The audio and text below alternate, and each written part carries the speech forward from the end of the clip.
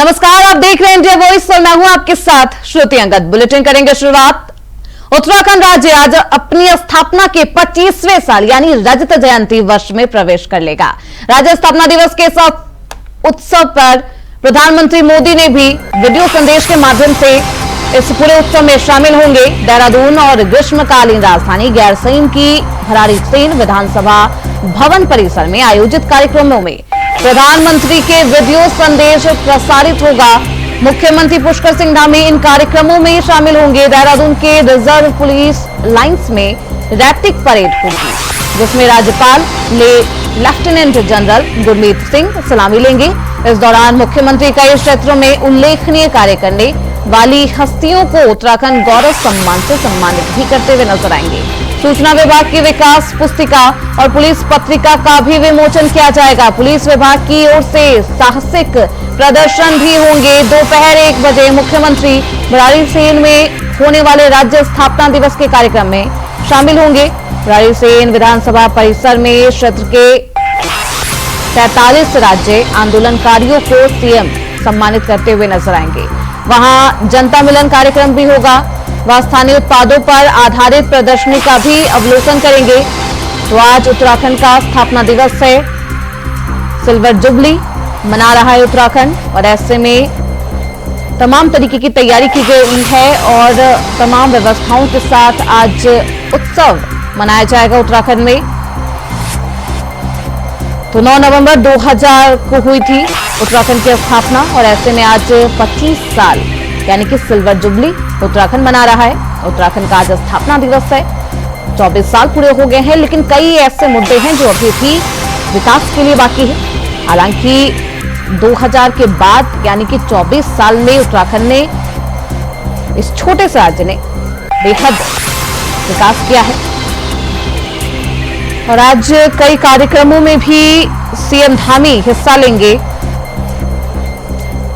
तो 25 साल में अब प्रवेश करेगा उत्तराखंड और ऐसे में उत्सव का ये माहौल और तमाम कार्यक्रमों में आज सीएम धामी हिस्सा लेंगे। जनता से भी बातचीत करते हुए नजर आएंगे।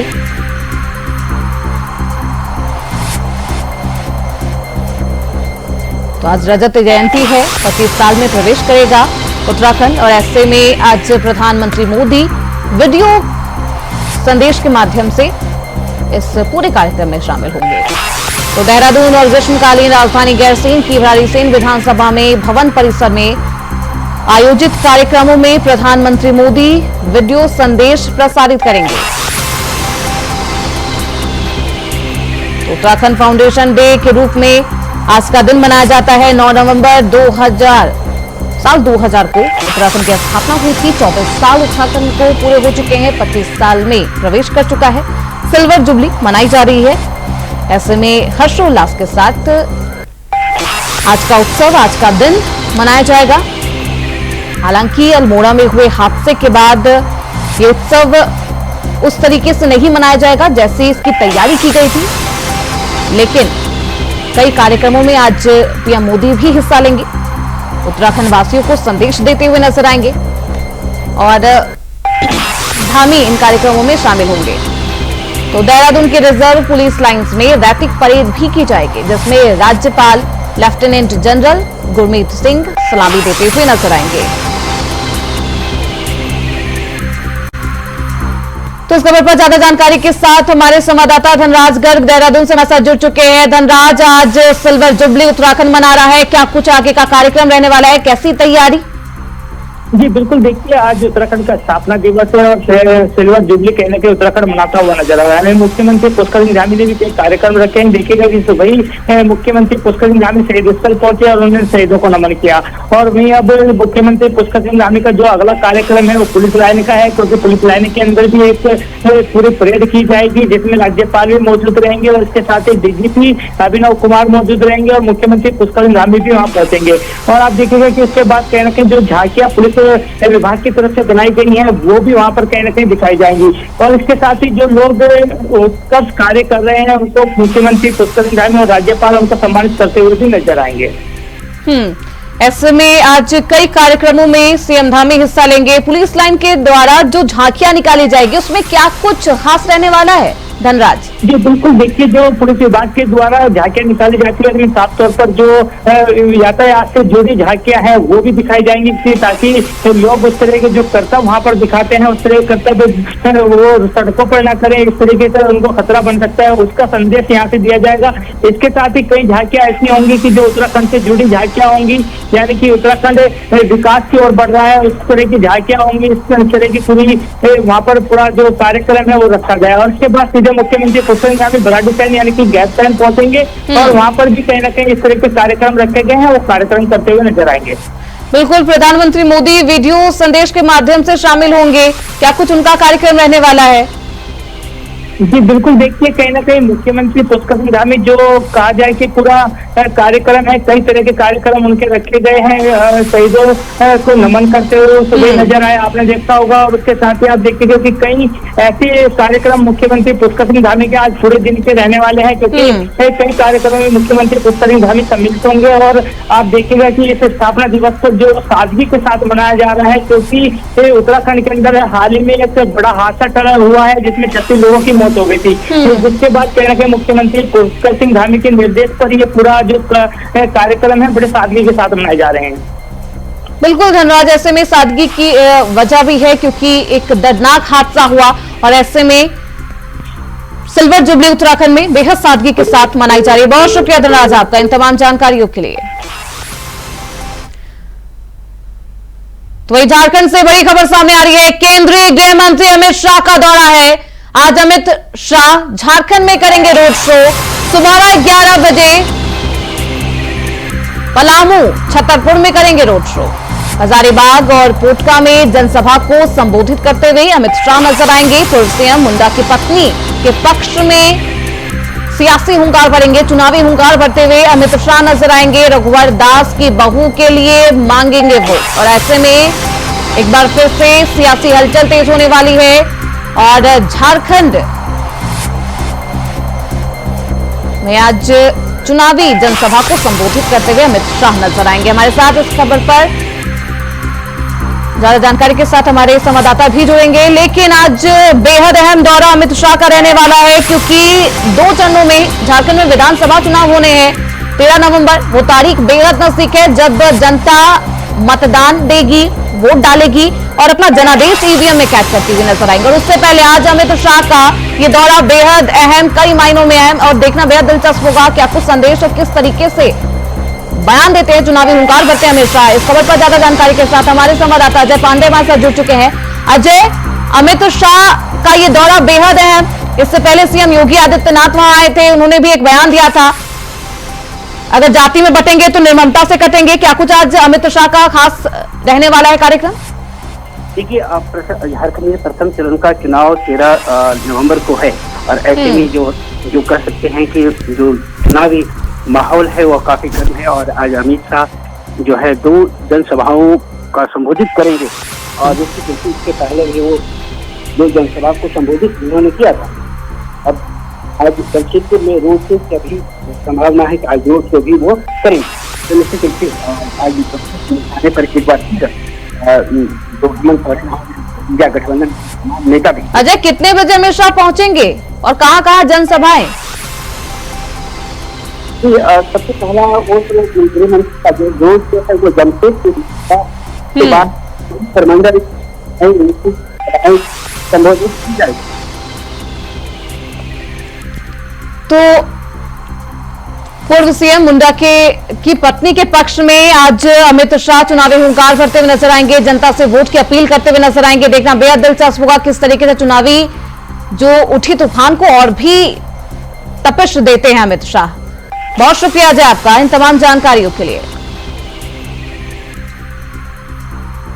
तो केंद्रीय गृह मंत्री अमित शाह का झारखंड दौरा है और ऐसे में क्या कुछ चुनावी हुंकार भरते हैं, देखना बेहद दिलचस्प होगा। खबरों में बढ़ते हैं आगे। फिरोजाबाद थाना नसीरपुर क्षेत्र लखनऊ से एक अहम खबर सामने आ रही है। एक्सप्रेसवे पर बस और ट्रक की भिड़ंत हो गई जिसमें 5 की मौत हो गई है जबकि लगभग 20 लोग घायल बताए जा रहे हैं।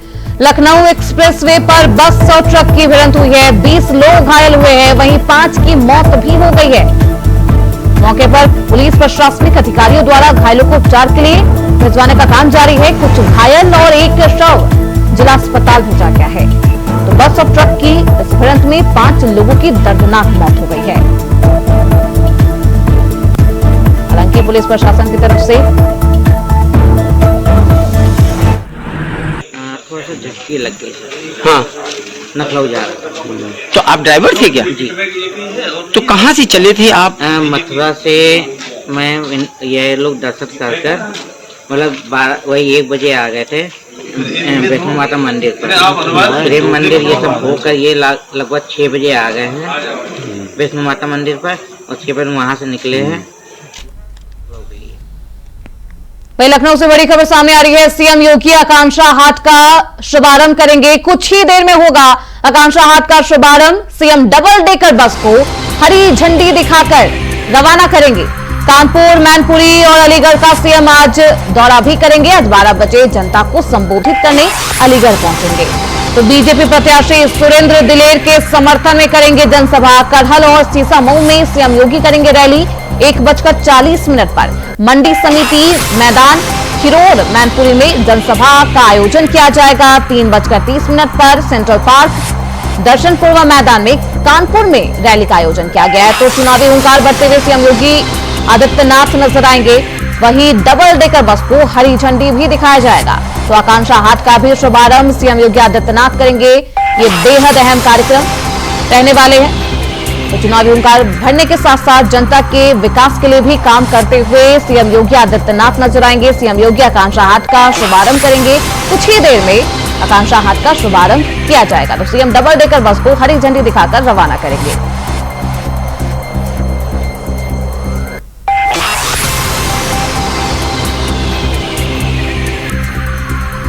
तो इस खबर पर ज्यादा जानकारी के साथ हमारे स्टेट कोऑर्डिनेटर अनिल पाठक हमारे साथ जुड़ चुके हैं। अनिल जी, क्या कुछ आज कार्यक्रम रहने वाला है? कुछ ही देर में एक तरफ जहां सीएम योगी चुनावी हुंकार भर रहे हैं लगातार उपचुनाव को लेकर, वहीं जनता के विकास के लिए भी कार्य करते हुए नजर आ रहे हैं। आकांक्षा हाट का शुभारंभ किया जाएगा। कितनी देर में ये शुभारंभ? श्रुति, देखिए, आज मुख्यमंत्री योगी आदित्यनाथ का बहुत बिजी शेड्यूल है, जहां उन्हें 3 चुनावी सभाएं करनी है। वहीं लखनऊ में आकांक्षा हाट का उद्घाटन करना है और डबल डेकर बस को भी हरी झंडी देकर के रवाना करेंगे। ये लखनऊ के इंदिरा गांधी प्रतिष्ठान में आकांक्षा हाट का उद्घाटन होना है। अभी कुछ देर में मुख्यमंत्री वहां पहुंच रहे हैं। यहाँ आकांक्षा हाट में उत्तर प्रदेश के 75 जिलों की जो स्वयं सहायता समूह हैं, उनके जो उत्पाद होंगे, जो उनके प्रोडक्ट होंगे, उनके स्टॉल लगाए गए हैं।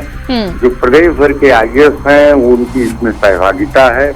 और एक बड़ा ब्रांड जो है आकांक्षा समिति के रूप में जो है जान पहचान है। और ये ग्रामीण महिलाओं को एक बाजार देने के लिए ये एक अच्छी शुरुआत की गई है उत्तर प्रदेश में, जिसकी आज शुरुआत मुख्यमंत्री योगी आदित्यनाथ करने जा रहे हैं।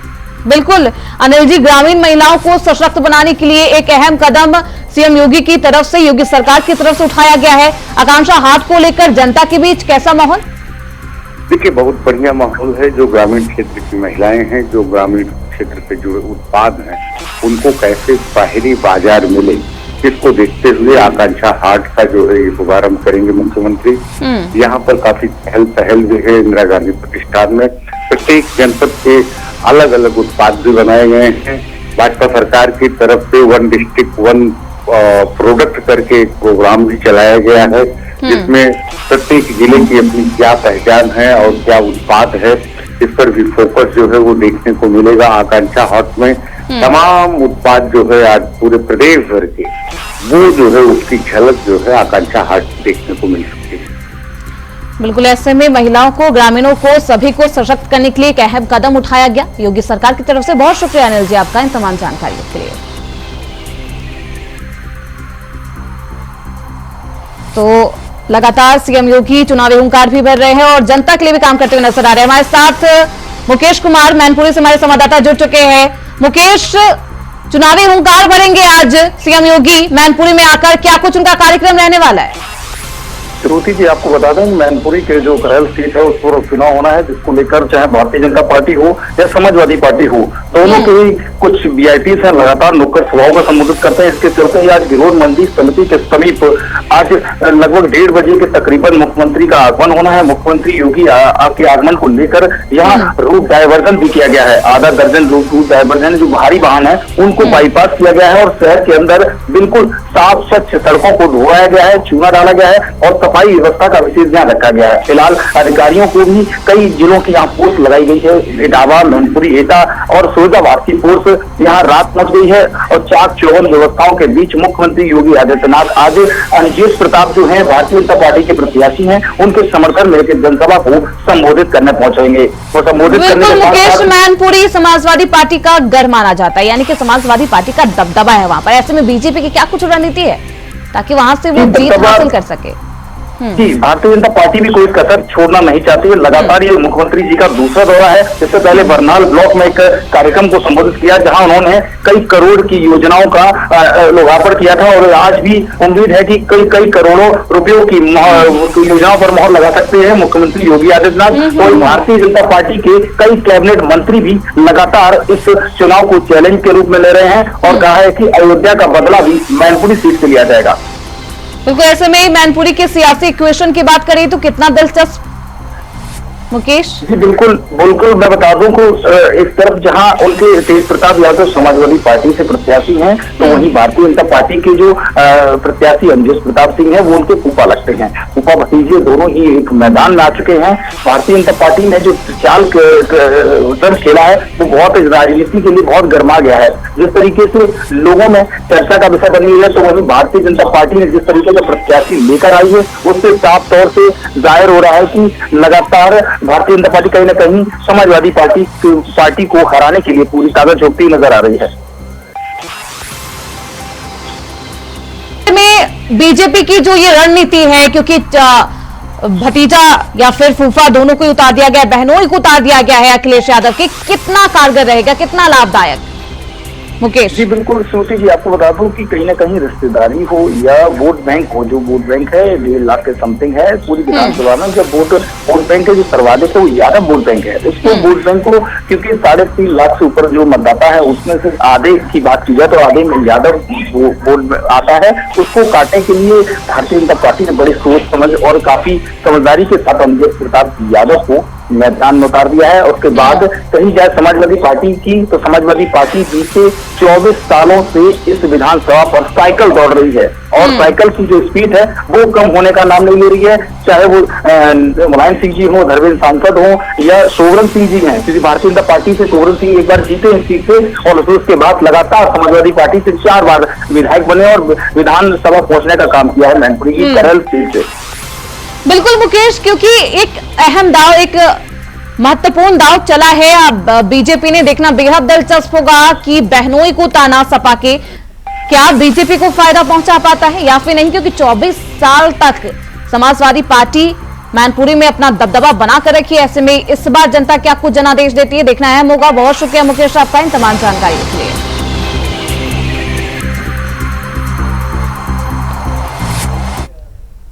खबर संभल से है, जहां गांव में डेंगू का प्रकोप बढ़ता जा रहा है। वहीं जांच में 23 मरीज डेंगू पीड़ित मिले हैं, जिससे गांव में डेंगू मरीजों की संख्या 38 हो गई है। बता दें कि डेंगू से 2 महिलाओं की मौत भी हो चुकी है। वहीं बहजोई विकासखंड के सादत बाड़ी का ये पूरा मामला बताया जा रहा है, जहां डेंगू का प्रकोप लगातार बढ़ता जा रहा है। अभी तक डेंगू से पीड़ित मरीजों की संख्या 38 है। वहीं डेंगू से 2 महिलाओं की दर्दनाक मौत भी हो गई है। हालांकि प्रशासन की तरफ से, स्वास्थ्य विभाग की तरफ से लगातार सख्त निर्देश भी जनता को दिए जा रहे हैं। वहीं डेंगू का प्रकोप लगातार बढ़ता जा रहा है। 38 मरीज अभी तक डेंगू के मिले हैं, जिनमें से 2 महिलाओं की मौत भी हो गई है। संभल में डेंगू का प्रकोप लगातार बढ़ता जा रहा है। 38 मरीज अभी तक मिल चुके हैं, 2 महिलाओं की मौत हो चुकी है। स्वास्थ्य विभाग की तरफ से जनता से लगातार अपील की जा रही है कि साफ सफाई का ध्यान रखें, कहीं भी पानी जमा ना होने दे। ऐसे में स्वास्थ्य महकमे में भी हड़कंप है, क्योंकि 38 मरीज मिले हैं डेंगू के और 2 लोगों की मौत हो गई है। तो साफ सफाई के निर्देश जनता को दिए जा रहे हैं और लगातार डेंगू का प्रकोप संभल में बढ़ता जा रहा है। अभी तक 38 मरीज मिले हैं डेंगू से पीड़ित और जिनमें से 2 महिलाओं की मौत हो गई है। ऐसे में स्वास्थ्य विभाग बेहद सतर्क नजर आ रहा है और प्रशासन की तरफ से सख्त निर्देश जनता को दिए जा रहे हैं। जनता से अपील की जा रही है कि वो साफ सफाई पर विशेष ध्यान दें। तो डेंगू से 2 महिलाओं की मौत हो गई है।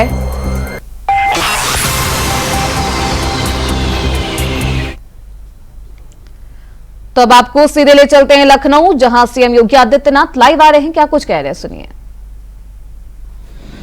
और लखनऊ के मेरे सभी पुस्तक प्रेमी बहनों और भाइयों, मैं सबसे पहले नेशनल बुक ट्रस्ट को गोमती पुस्तक महोत्सव के लिए हृदय से धन्यवाद देते हुए उनके इस 33 संस्करण के प्रति अपनी शुभकामनाएं व्यक्त करता हूं।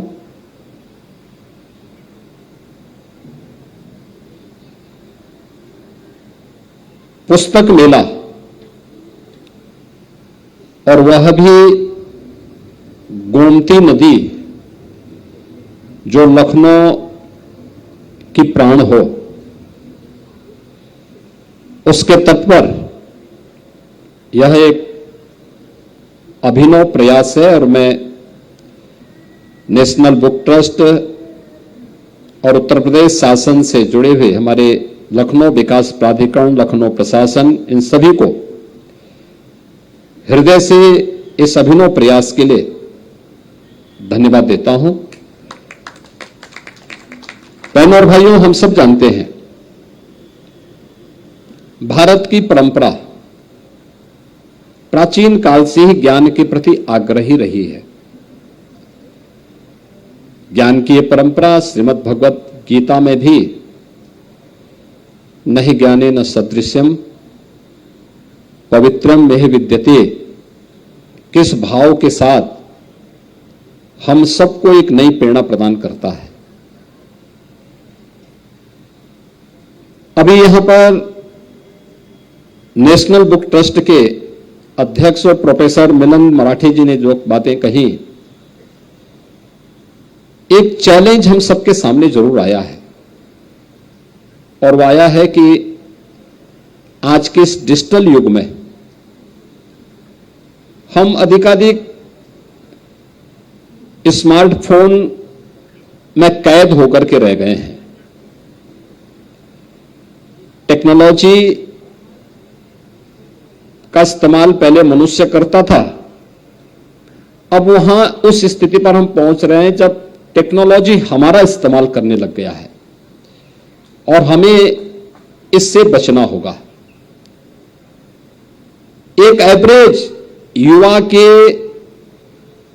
24 घंटे के कार्यक्रमों को अगर हम देखते हैं तो लगभग उसके 6 घंटे अपने स्मार्टफोन पर या डिजिटल प्लेटफॉर्म पर व्यतीत होते हैं। यानी वह अपने जीवन का एक चौथाई हिस्सा वह अगर किसी सार्थक प्रयास के लिए लगाएं। फिलहाल इसी के साथ इस बुलेटिन में बस इतना ही। देखते रहिए इंडिया वॉइस।